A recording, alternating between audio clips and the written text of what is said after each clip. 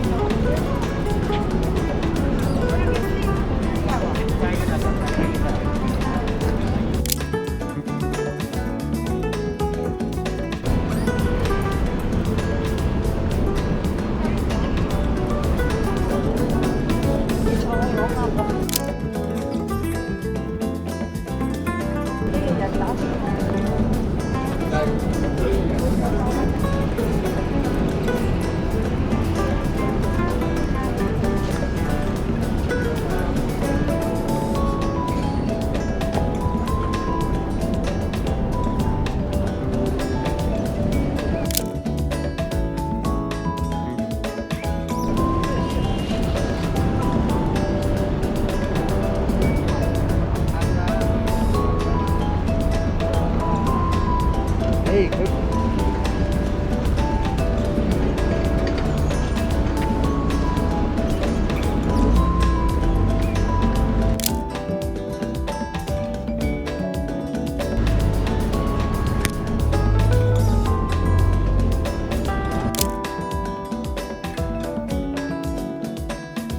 All right, so we're gonna try something a little bit different, something that I'm not super used to, but I'm gonna go over some of the photos that I ended up taking from this POV and just share some of the thoughts that I have about my experience and some of the images that I ended up taking. I have my iPad here with me, and I'm gonna pull up the photos and just see how this goes. I don't know how well it's gonna go, but we'll see. I think I'm gonna go with On the Block for the name of this, the title of this series. Shout out to Not Here. He commented this on my last video when I asked you guys for name recommendations. So I think On the Block is gonna be the name of the series. Speaking of this series and my experience with this, it was pretty interesting. I think I chose a good intersection in Chinatown to start the series off, just because, wow, that was probably one of the busiest intersections I've ever been in. Kind of scary, with everything going on with the virus. That was probably the most people I've been next to ever since this virus has kind of started. Yeah, that was a lot of people. But with that came a ton of photos, as you guys saw. I think the total amount of time I spent in that intersection was maybe 30 to 40 minutes.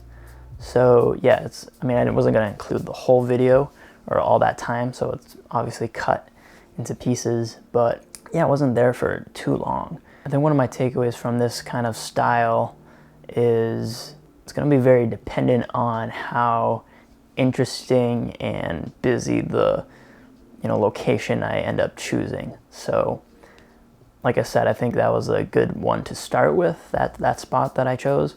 But I'm gonna have to figure out interesting spots for future videos where I shoot in this kind of way. Yeah, so I'm gonna have to figure that out.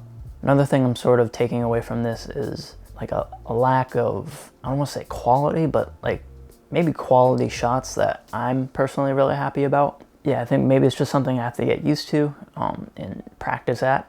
I'm shooting in the same exact location all the time. I think it's good practice for me just to, train myself to look in different places or just get better at observing, because when you're stuck in one spot, in one location, you sort of have to be paying attention more, because things aren't going to come by. Interesting scenes aren't going to come by as often as, if you're progressing through the entire city or wherever everything's new, your environment's new. So I think it's a cool experience just to practice your observation skills. So, if you're thinking about doing something like this yourself, I'd definitely recommend it. Like I said, I don't think I got too many shots I was super happy about for my time shooting for this video.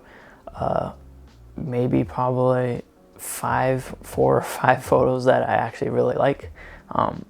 Speaking of which, let's get into those photos. So let's pull this up. So this was one of them. I do like this one, but it's also one of those images where like I wish it could be different. It's like almost there. It's not as perfect as I want it to be. I have this other guy behind this lady with the yellow purse. I wish he wasn't there. It's kind of distracting. I wish it was just the lady walking by on the sidewalk and the other lady who's up on this curb. It was a last second observation when I saw the yellow bag and the yellow paint on the ground, and I snapped that shot off. Happy I got it though. It's one of those quick reaction shots that you just have to be ready for, just through experience and knowing, like, once you see that connection in your environment, to snap it and be ready to snap that photo. Speaking of which, I should add a little tip, because I'm just talking about this. I was able to take that photo as quickly as I was because my hand was kind of in position to take photos already. So if you want to get better at preparing yourself for that photo, for that scene, when it happens, when you walk by it and see it, it helps to have your camera up near your face, or up near your eye, right? So if your camera is down by your chest or just not even in your hand, and you see that scene, that's a lot of time it takes to get your hand to the camera, up to your eye to take the shot. And good chance between that time, the scene's already gonna be gone. So pro tip, have your camera up near your face, near your eye, to be always ready to take that shot. Let's see what else. All right, so this one is probably one of my favorites of the whole POV. I just really like how everything worked out in this photo. It's funny because I just snapped this photo off quickly when I took it, but looking back at it, everything kind of worked out. When I say worked out, I'm talking about the different components in this shot. So the way his body's positioned, his arm, holding the bag, where the bag is in relation to the lines and the sidewalk, it all kind of fits in like a jigsaw puzzle, and it's a perfect fit. You're definitely focused on his watch. It's probably the first thing you notice when you look at this image. But if you really look at it closely, I don't know, I just really like how all the shapes and everything kind of working out naturally. It's cool sometimes how street photos like this, when you just snap them in the street and look back at them on a bigger screen, it can end up being a better photo than you originally had thought it would end up being. All right, let's see. This was another shot I think was a favorite, simply because of the variety of color in this scene. It's very colorful, and yeah, I don't know, this lady brought up her umbrella to cover her face. I guess she saw that I was about to take a photo. I like how her gloves are this bright blue. She's holding a red bag, and the guy behind her, walking by her, is in this green. And yeah, just a lot of nice colors, and I don't know, aesthetically looking, it's a nice image in my opinion. Yeah, I think that might be it with that image. Other than that, it's In a similar sense, this one is also kind of aesthetically pleasing too. I do like how I have this scene of 3 subjects. So I have this pigeon leading the way, this lady in the middle following, and someone in the back. So I guess that kind of makes this image, in my opinion. All right, let's get into the Leica Minilux. Shooting with this camera was a different experience than what I'm normally used to. I mentioned in my Patreon post where I talk about these shots and shooting from this camera that I'm so used to being able to control the aperture, shutter speed, and ISO. With this camera, you can only control the aperture. Everything else is automated.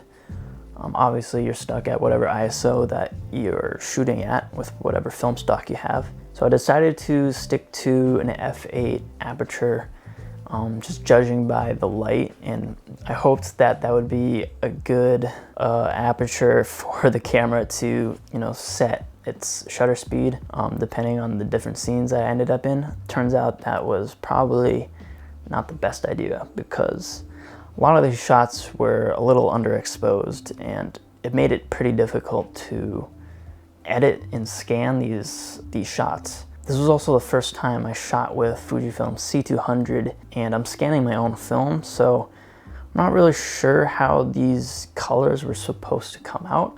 I probably got them all wrong, just saying that right off the bat.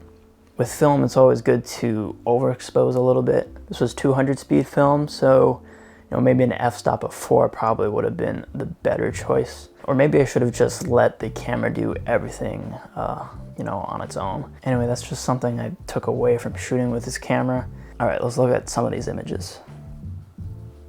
This was an interesting shot that I liked. I didn't notice this right away when I was taking it, but I was taking a photo of this guy who was looking right at me. But as I looked back at this shot after scanning it, I noticed this lady to his left giving him kind of a side eye with their hand kind of digging into her bag. It's kind of funny. And then also this interaction in the left side of the shot where this guy's kind of handing something over to someone else. Whoever that is, they're completely blocked by this lady who walked in front of me. The composition of the shot's a little off. It's definitely bottom heavy. It should have been a little bit higher. I think it would have helped the shot a lot if I had framed it better. I'm also not used to the 40mm focal length that this camera has and the extremely small viewfinder. I mean, holy moly, that was probably one of the smallest viewfinders I've ever had to look through. It's basically like a pinhole. But here's another shot I liked. It's weird because I don't really exactly know what I like about this shot. It'll be like that sometimes where you just don't exactly know what you like about the image. I think it might be the lady who's walking in front of me here, closest in the foreground. She's wearing some pretty interesting looking laboratory goggles and has a cool looking mask. So that's one interesting component. And I kind of like the lady walking in the opposite direction, how her arm's a little up, and the lady next to her, walking by her arm is up as well. So there's a lot of it's kind of an action shot. There's a lot of movement being shown in this image, and I like that. I think this might be my favorite shot from the roll. Yeah, it's very pleasing to look at, in my opinion. All the shapes kind of work out, the colors, nothing's too, over the top. At first I didn't like the car that was at the top of the frame, kind of cutting in. But I think it works out still. It adds a little more color to the shot as well, I guess, the blue. I do think it would be a lot better if that car wasn't in the frame though. It's another shot I like, just simply because of this guy's hand. It's very defined, light was hitting it perfectly, and exposure worked out well here, so it's another plus. So I think that's probably it for the shots that I liked from that roll. As you can see, when I'm filming these POV videos, I'm not necessarily putting out work that I'm truly happy with. Before I started this channel and started doing these POV videos, really the work I would ever share would be like 1 or 2 photos that I would take within the month of shooting, like every week. So you're seeing a much different side than what I'm used to showing. Just all the photos that I end up taking that are at least worthy of being shown. Not necessarily photos I really enjoy or like, but I guess it's kind of just like showing my progression as a photographer, which kind of shows that every street photographer takes a ton of photos that they don't like. All of that is building up to the one photo that they really like. So this was one of those instances, one of those days where I didn't come away with too much that I really liked, but I'm still happy that I got a bunch of usable photos that I can still show for a POV video. And again, this is a new kind of experience I'm doing too, so I should take that into account as well, shooting in the same location. We'll see how I improve, with the next one. I think it's kind of cool that I get to share this kind of learning experience publicly with you guys. Yeah, I hope you guys enjoyed this new kind of format with me talking about the photos. This is new to me as well. Man, everything's new. Anyway, I hope you enjoyed this new style, and I'll see you guys in the next video.